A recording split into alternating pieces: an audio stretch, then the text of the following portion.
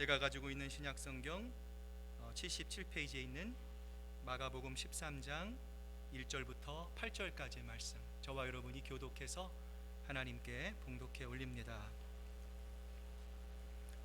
예수께서 성전에서 나가실 때에 제자 중 하나가 이르되 선생님이여 보소서, 이 돌들이 어떠하며 이 건물들이 어떠하니까? 예수께서 이르시되 내가 이 건물을 보느냐? 돌 하나도 돌 위에 남지 않고 다 무너뜨려지리라 하시니라.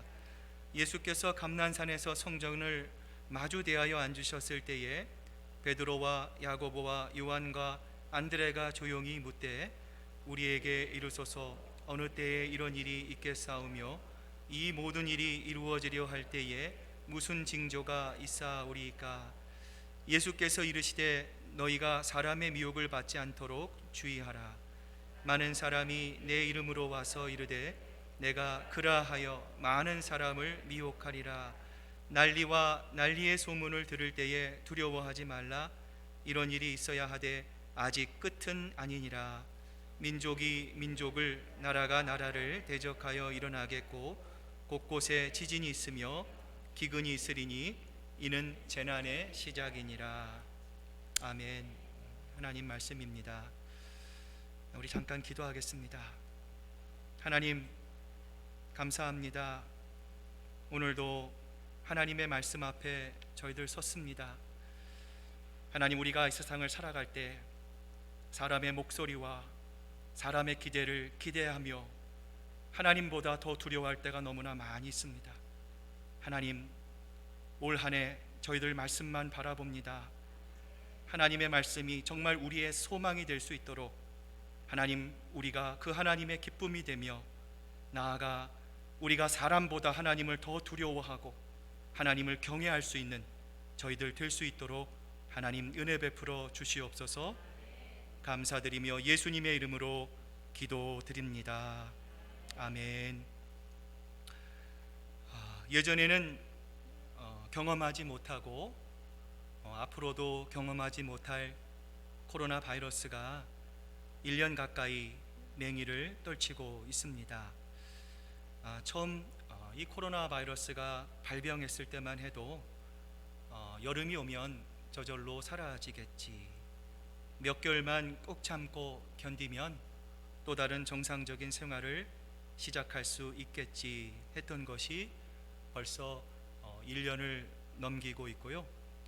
여전히 바이러스는 그 기세를 멈추지 않은 채 전 세계 사람들의 삶에 많은 제약과 어려움을 가져다 주고 있습니다. 역사적으로 사람들은 이런 대재앙이나 감당할 수 없는 그 어려움이 닥칠 때마다 여지없이 종말이 왔다라고 생각을 하는데요. 역사적으로 볼 때 5세기 로마 제국이 멸망했을 때 로마의 멸망은 곧 기독교의 멸망이라 교회가 이렇게 해석을 했고요. 14세기에 이 전염병이 만연했을 때 유럽 인구의 3분의 1이 죽는 이 참사가 벌어집니다.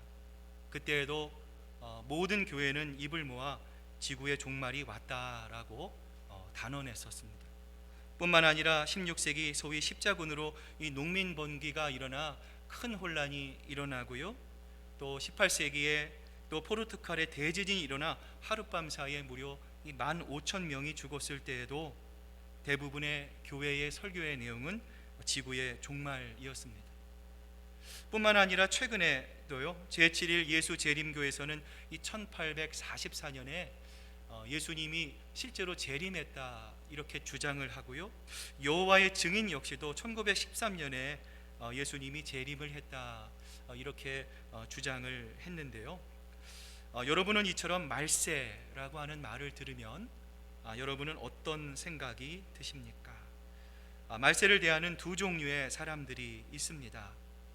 먼저 이 말세라고 하는 말을 너무나 지나치게, 너무나 민감하게 받아들여서 정말 말세가 오면 어떻게 하나 전전긍긍 또 걱정하는 사람들이 있습니다. 성경의 말씀이 사실인데 정말 말세가 온다면 내가 하고 있는 학교 공부, 또 직장, 일, 사업에 이게 무슨 의미가 있을까 너무나 심각하게 생각한 나머지 다 그만두고 내팽겨쳐주고 이제는 주님 맞을 준비나 하자 이렇게 생각하는 성도들이 사람들이 있을 수 있다라는 거예요. 자, 그런가 하면 또 어떤 그리스도인들은요 반대. 자, 이 말세라고 하는 단어를 상징적인 구호 정도쯤으로 생각을 합니다.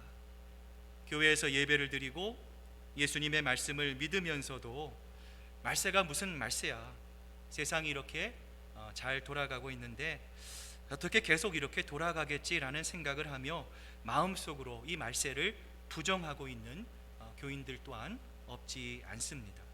자, 그렇다면 우리 그리스도인들이 가져야 할 올바른 종말관, 즉 말세에 대처하는 자세는 무엇일까요?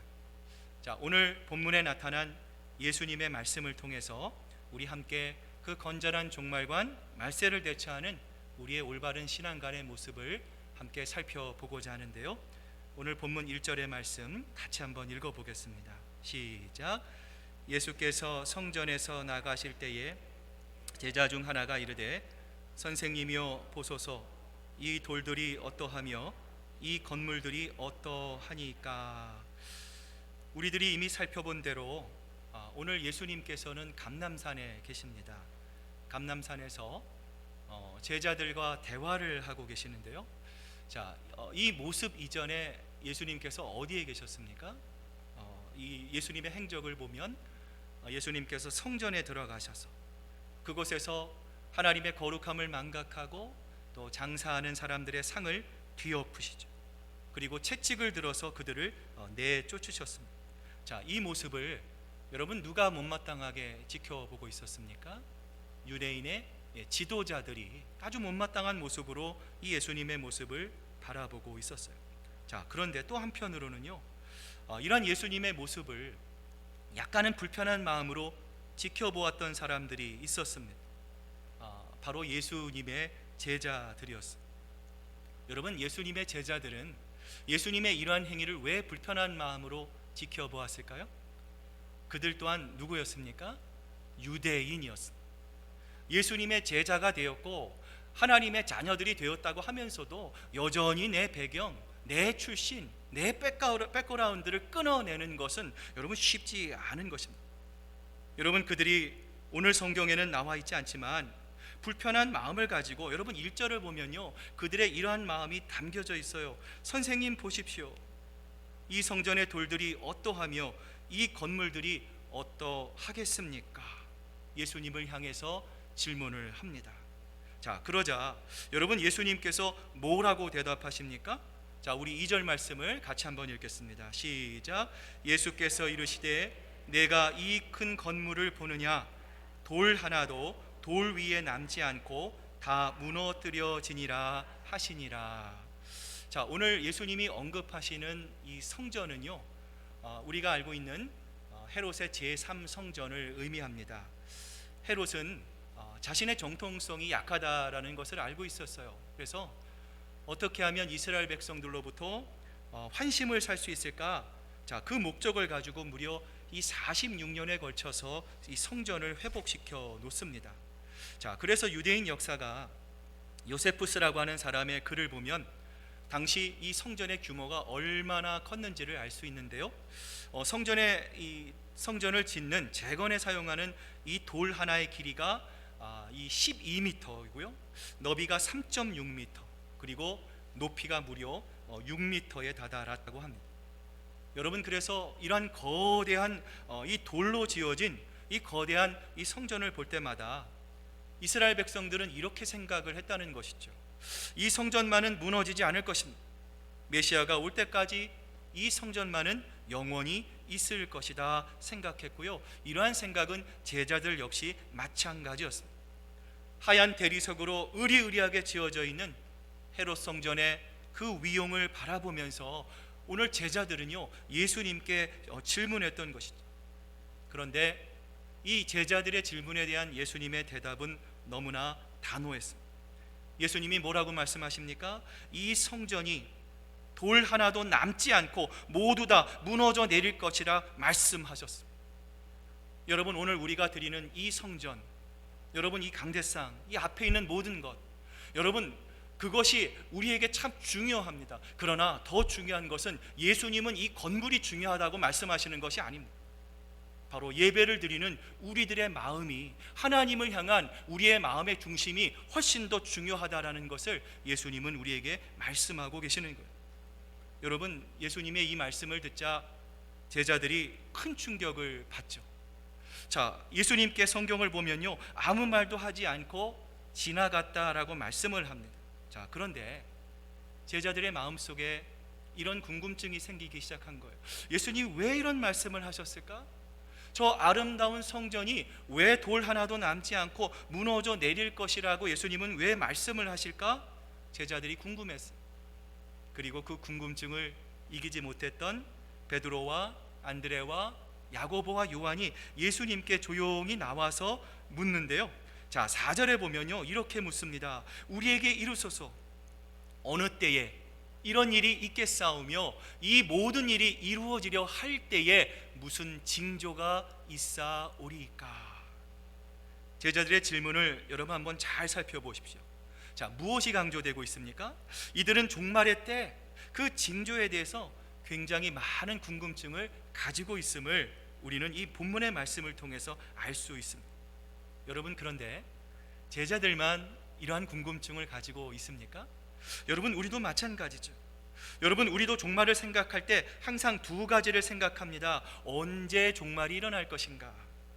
만약 종말이 일어난다면 그 종말이 일어나기 전에 그 징조와 전조는 과연 무엇일까? 우리도 그 생각에 집착할 수 있다라는 것.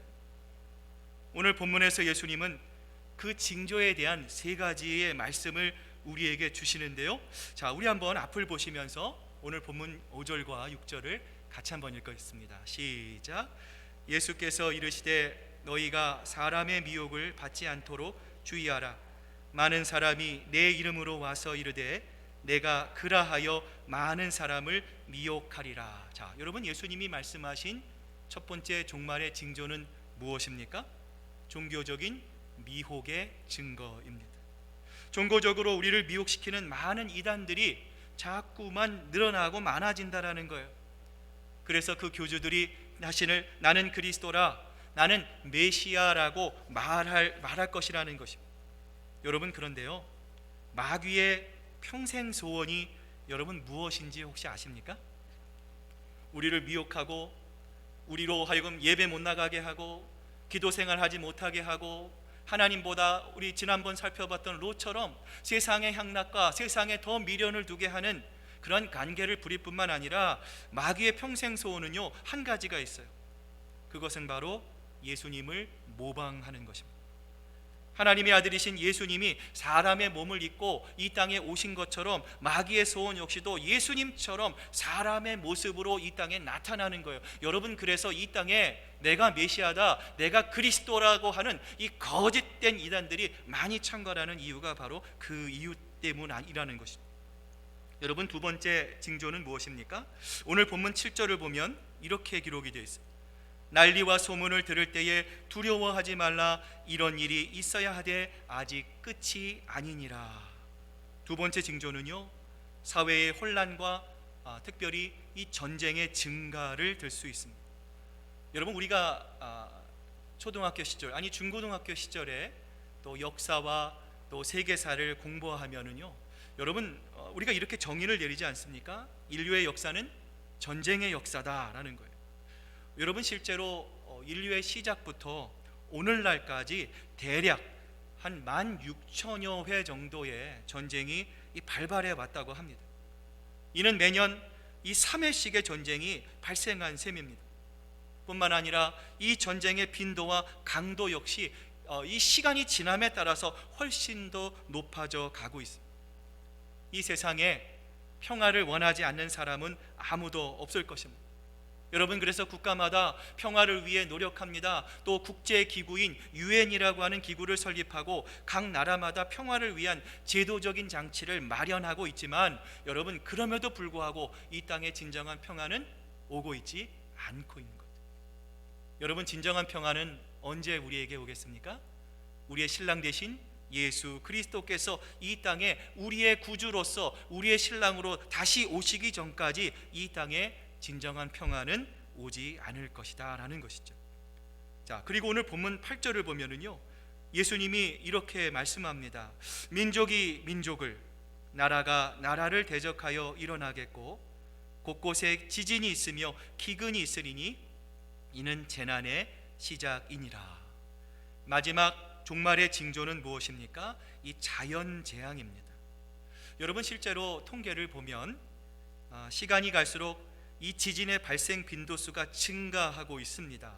18세기에 일어났던 지진이 640회였다고 하고요, 19세기에는 2119번의 지진이 일어났다고 합니다. 그런데 여러분, 놀라운 것은요, 20세기에 들어서 이 지진의 횟수가 무려 10배, 2만 회에 이르는 10배의 증가를 이루고 있다는 거예요. 여러분, 기근은 어떻습니까? 에버그린 스테이트라고 하는, 우리가 이 시애틀주에 살고 있기 때문에 여러분 잘 모르시지만요, 여러분 캘리포니아뿐만 아니라 미국 전 세계에 여러분 이 기근 때문에 비가 오지 않아서 고통당하는 일들이 우리 주변에 너무나 많이 일어나고 있다는 것입니다. 그런데 여러분, 인류의 역사를 되돌아볼 때 오늘 본문인 마가복음 13장에 기록된 기근과 또 전쟁과 거짓 선지자의 출현 등의 징조가 일어나지 않은 적이 없었다라는 거예요. 그리고 이러한 징조는 앞으로도 계속될 것이라는 것이죠. 그렇기에 이런 재난과 혼란의 상황들을 바라볼 때 이것이 곧 종말의 징조라고 우리가 단정지어서는 안 된다라는 것입니다. 오히려 예수님의 초림부터 또 예수님의 재림까지 그 기간을 성경은 이 종말의 때라고 말씀을 합니다. 여러분, 그런 의미에서 우리는요, 이 종말의 시대를 살아가고 있는 것입니다.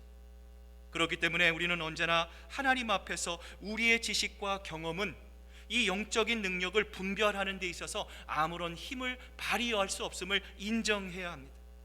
나아가 마귀와의 영적인 전쟁에서 미혹되는 일이 있지 않도록 우리는 끊임없이 하나님의 말씀으로 우리의 자신을 지켜내고 그 말씀 가운데 올바른 하나님의 말씀을 분별해낼 수 있어야 한다라는 것입니다.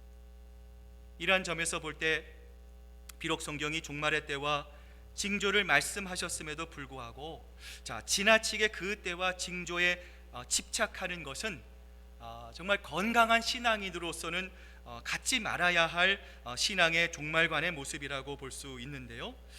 여러분, 사도행전 1장 6절을 보시면 제자들이 예수님께 이렇게 질문을 합니다. 그들이 모였을 때에 예수께 여쭈어 이르되 주께서 이스라엘 나라를 회복하심이 이때이니까 하니. 여기에 모인 제자들 역시 무엇에 지금 관심을 갖고 있습니까? 때에 관심이 있어요. 언제 회복될 것입니까? 언제 우리가 해방될 것입니까?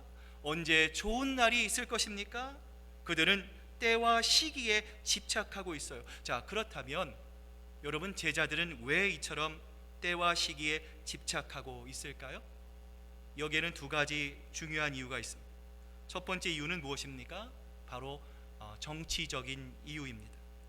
여러분, 우리가 성경을 보면 예수님이 십자가에 달리시고 부활하고 나타나셔서 그들에게 다시금 부활하신 예수님으로 나타나기 전까지 그들은요, 하나님의 나라가 무엇인지를 정확하게 아는 제자가 한 명도 없었어요.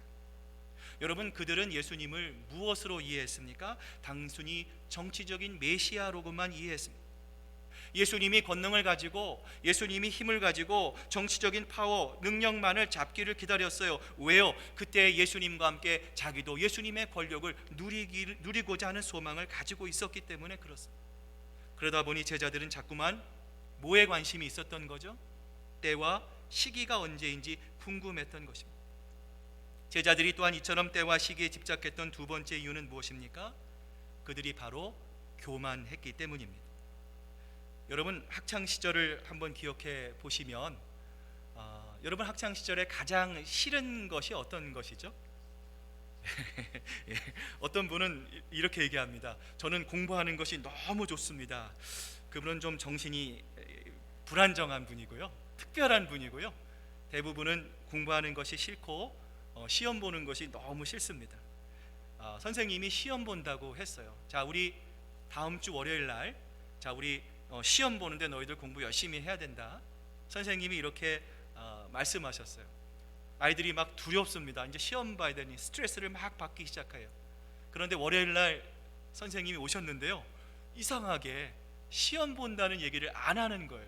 아싸, 잘났다, 이제 잘됐다, 선생님이 잊어버리셨구나, 야, 이제 우리 해방이다, 이런 마음을 갖고 있을 때 여러분 꼭 이런 아이들이 있습니다.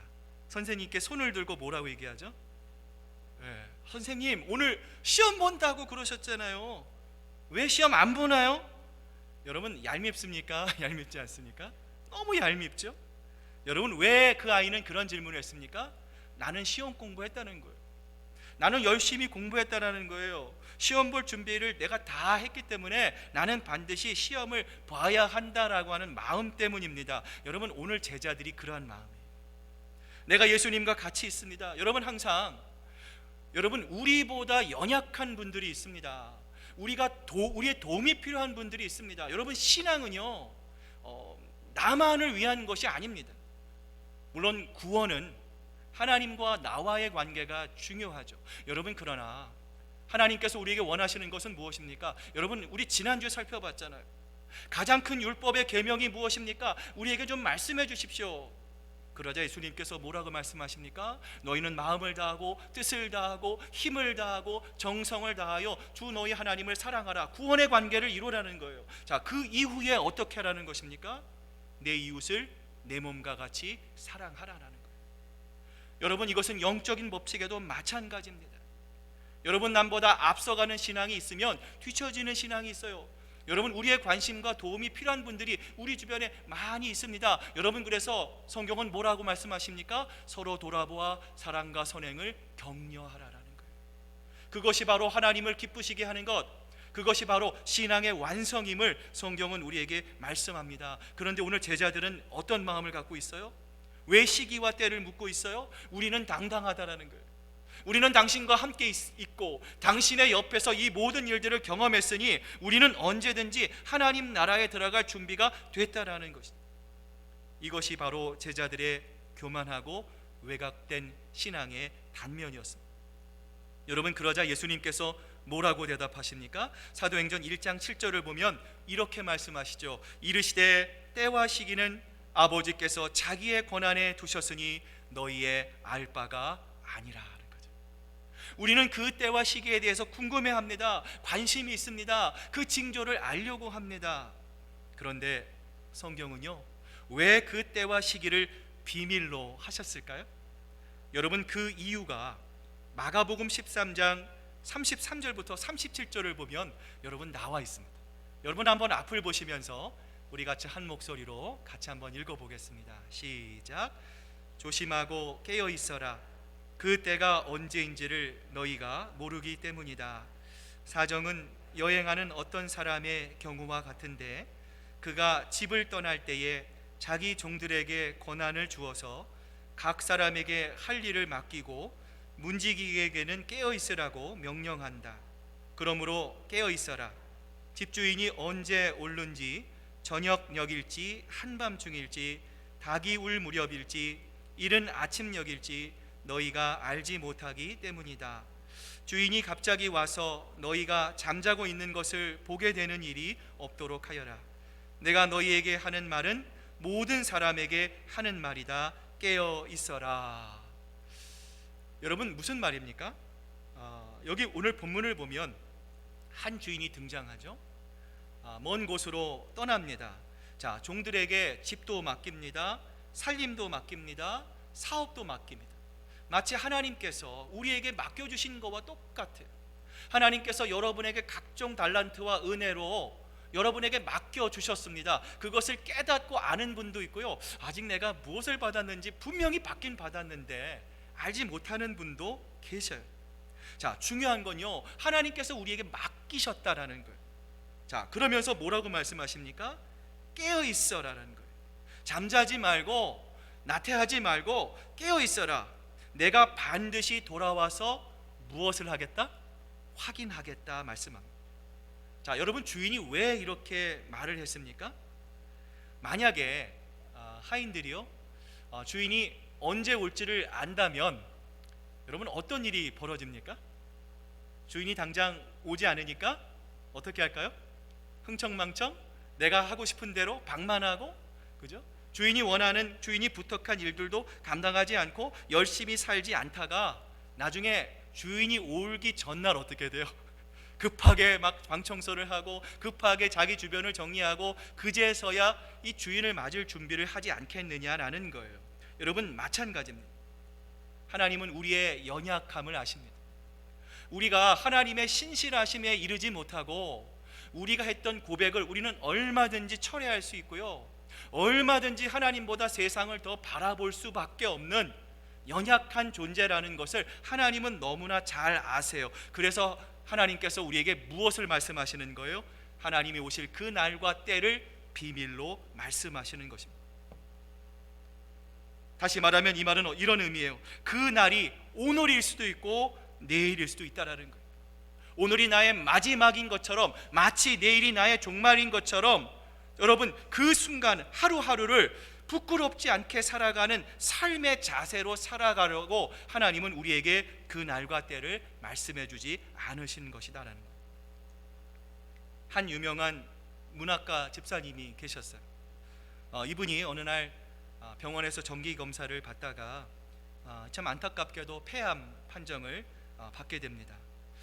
본인은 까맣게 모르고 있었어요. 그런데 입원실 밖에서 이 가족들이 이야기하는 것을 듣게 됩니다.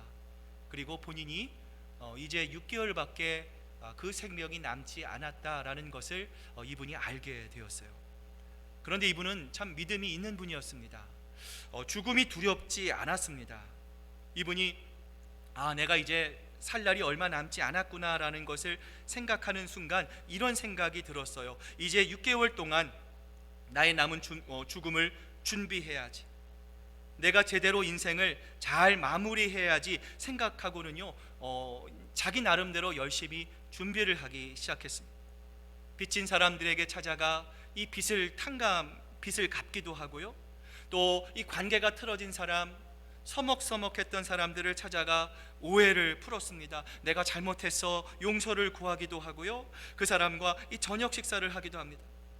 평소에 대화를 많이 나누지 못했던 이 사춘기 아들과도 이 얼굴과 얼굴을 맞대고 많은 대화의 시간을 가졌고요, 평소에 한 번도 얘기하지 못했는데 아내를 향해서도 여보 사랑해 라고 하는 말을 진심으로 해보기도 했어요. 그렇게 자기 주변을 하나 둘씩 정리해 가기 시작했는데 이상한 일이 벌어졌습니다. 시간이 흐르고요, 6개월이 훨씬 지났는데도 자기가 죽기는커녕 건강이 훨씬 더 좋아지는 거예요. 이상한 마음에 병원에 찾아가 보니까 그때 자기가 폐암 진단을 받았던 것이 의사의 실수로 인한 오진이라는 그런 이야기를 듣게 되었습니다. 사람들이 이 사람을 향해 이렇게 얘기합니다. 그동안 정리하느라 돈 쓰느라 마음고생했을 텐데 억울하지도 않냐? 재판을 걸어라. 이렇게 주변의 사람들이 이야기를 합니다. 그러자 이 집사님은 아니라고 하면서 이렇게 말을 했다고 합니다. 일생 동안 지난 6개월처럼 진지하게 삶을 살았던 적이 저에게는 단 한 번도 없었습니다. 하나님께서 나를 언제 불러가실지는 모르지만 나의 남은 일생도 오늘과 같은 그러한 마음으로 저는 살아갈 것입니다. 참으로 진지하게 오늘 나에게 하나님께서 주신 그 하루하루를 결산하는 마음으로 살아가는 것, 이것이 바로 하나님이 원하시는, 성경이 우리에게 가르치시는 진정한 종말론적인 삶의 자세임을 믿습니다. 6.25 전쟁 때 인천 상륙작전으로 유명했던 메가더 장군이 제2차 세계대전 태평양 이 사령관이었을 때 남태평양 필리핀 군도의 사람들을 향해서 이런 유명한 말을 남겼습니다. 나는 다시 돌아올 것입니다. 그리고 그는 그 약속대로 일본 치하의 식민지에서 허덕이는 사람들에게 이 해방이라는 선물을 안고 다시 돌아오게 됩니다. 히브리서 9장 28절은 하나님을 기다리는 우리 모두를 향해서 이렇게 권면의 말씀을 주고 있는데요, 자, 우리 한번 앞을 보시면서 마지막으로 같이 한번 읽겠습니다. 시작. 이와 같이 그리스도께서도 많은 사람의 죄를 짊어지시려고 단 한 번 자기 몸을 제물로 바치셨고, 두 번째로는 죄와는 상관없이 자기를 기다리고 있는 사람들에게 나타나셔서 구원하실 것입니다. 아멘. 여러분, 이 말씀을 믿으십니까? 여러분, 이 세상에 인간조차도 자신의 약속을 지킬 수 있다면 하나님의 아들이신 예수 그리스도의 약속은 반드시 이루어질 것입니다. 우리가 읽고 있는 이 성경 66권은 어느 것 하나 하나님의 말씀이 아닌 것이 없습니다. 그동안 많은 사람들의 부정과 비평과 공격 가운데서도 하나님의 말씀, 그 권위의 말씀은 지금까지도 우리에게 유지되고 있습니다. 오늘 성경은 우리에게 분명히 말씀합니다. 주님은 영광 가운데 다시 오실 것입니다. 그날과 그때를 우리는 알 수 없지만 그 날을 소망하며 언제든지 주님이 오늘 이 밤에, 참 두렵습니다, 우리를 부르실지라도 하나님 앞에 부끄럽지 않는, 또 하나님 앞에 착하고 충성된 종이라 인정을 받는 우리의 삶이 부끄럽지 않도록 늘 하나님 앞에서 깨어서 하나님을 기쁘시게 하는, 온전히 하나님께만 영광 돌리며 살아가는 여러분의 남은 삶이 되시기를 주님의 이름으로 축복드립니다.